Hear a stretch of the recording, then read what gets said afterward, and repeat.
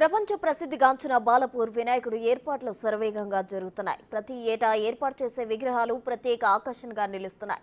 ఈసారి కూడా భక్తులు నిరుత్సాహపడకుండా పెద్ద ఎత్తున ఏర్పాట్లు చేస్తున్నారు. ఈసారి అయోధ్య బాలరాముని ఆలయ నమూనాలో బాలపూర్ గణనాథుడు భక్తులకు దర్శనమివ్వనున్నారు. దీనికి తగిన ఏర్పాట్లు చేస్తున్నట్లు బాలపూర్ ఉత్సవ సమితి సభ్యులు వెల్లడించారు.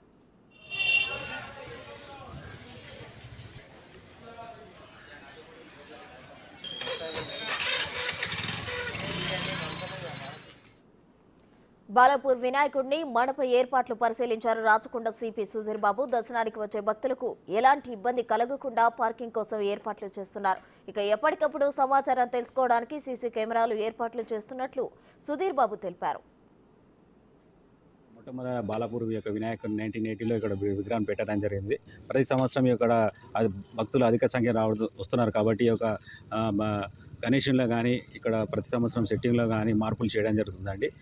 గత సంవత్సరం విజయవాడ అమ్మవారి టెంపుల్ యొక్క నమూనాను వేయడం జరిగింది. ఈ సంవత్సరం అయోధ్యలోని రామ మందిరం యొక్క నమూనాను సెట్టింగ్లో ఇక్కడ వేయడం జరుగుతుందండి.